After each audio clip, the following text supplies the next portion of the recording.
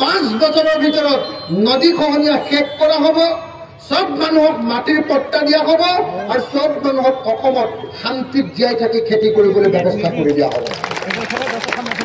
সেইটো মোৰ প্ৰতিশ্ৰুতি। আপোনালোকে এটা কথা কওকচোন, আজিলৈকে কোনোবা এটা ৰাজনৈতিক দলে এইবিলাক প্ৰতিশ্ৰুতি দিয়া শুনিছে নেকি? শুনিছে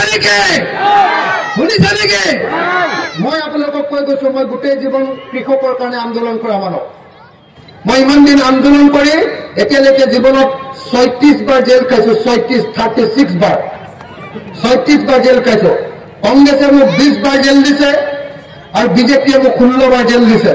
মই না কংগ্ৰেছক কেয়াৰ কৰো, না মই বিজেপিক কেয়াৰ কৰো। মই গোটেই জীৱন কেৱল মানুহৰ কাৰণে কাম কৰো।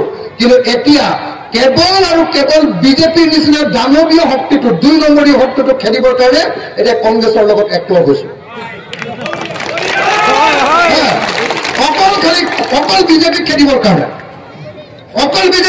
কাৰণে, কিন্তু মই জানো যে কংগ্ৰেছে চৰকাৰে অহাৰ লগে লগে আকৌ টকা খোৱা আৰম্ভ কৰি দিব। সেইটো মই জানো। সেইকাৰণে মই স্পষ্টকে কৈছো, যদি আমি চৰকাৰত থাকো, আগৰ নিচিনাকে কংগ্ৰেছক 2 নম্বৰী কৰিবলৈ দিয়া নহব।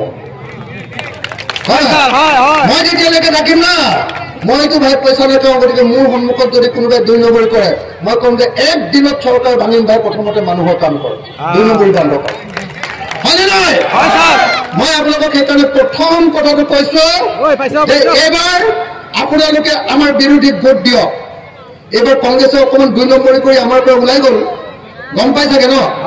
কিন্তু এতিয়া কথা বাৰ্তা চলি আছে, আমি একলগ হম, এইটো চিন্তা কৰিব নালাগে। কাৰণ আমি বিজেপিক আটাইতকৈ ডাঙৰ শত্ৰু বুলি ভাবো।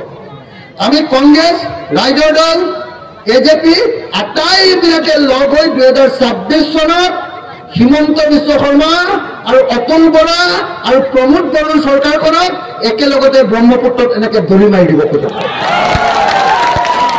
আপোনালোক আমাৰ লগত থাকিবনে নাথাকে? নাই, চবে হাত ডঙা নাই, মই সকলোকে হাত দাঙিবলৈ অনুৰোধ কৰিছো। হাত দাঙিবনে নাই? সকলো মানুহে হাত দাঙিছেনে নাই? আমি 26ত বিজেপিক পৰাভূত কৰিব লাগিব, হয়নে নহয়? যদি হয় এটা শ্লোগান দিব, জয় অসম। নাই, চবে হাত ডঙা নাই, এতিয়া ভাবি আছে চাগে এআই ডি এফক ভোটটো দিম বুলি ভাবিছে নেকি? নে বিজেপিক মনে মনে ভাল পাই আছে? মোমাই চাচা আৰু মোমাইক যিদিনালৈকে ব্ৰহ্মপুত্ৰত দলিয়াব নোৱাৰো, দুইটাকে চকীয়ে টকীয়ে বান্ধি ল'ব লাগিব। তাৰপিছত একদম এনেকে ধৰি একদম ব্ৰহ্মপুত্ৰৰ মাজলৈ দলিয়াই দিম। সিহঁতি কয় দুইটা বাংলাদেশ পাই যাব, বাংলাদেশৰ যি ৰাজনীতি কৰে কৰি থাকিব, হয়নে নহয়? অসমত আৰু সাম্প্ৰদায়িক হিন্দু মুছলমানৰ ৰাজনীতি নালাগে, হয়নে নহয়? তেতিয়াহ'লে একেলগতে এটা শ্লোগান, একেলগতে সকলোৱে হাতৰ মুঠি ওপৰলৈ কৰি একেলগতে এটা শ্লোগান, জয় অসম। এজন মানুহে যদি হাত নুতুলে মোৰ মনটো বেয়া লাগে দেই।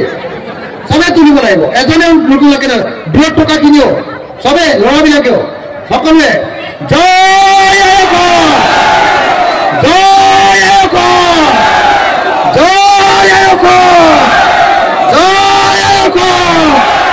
বিজেপি RSS মুৰ্দাবাদ, সাম্প্ৰদায়িকতা নিপজ্য। বিজেপি ISS মুৰ্দাবাদ, বিজেপি AIDF মুৰ্দাবাদ, হিন্দু মুছলমানৰ ঐক্যবদ্ধ সংগ্ৰাম জিন্দাবাদ। সকলো ৰাইজে একো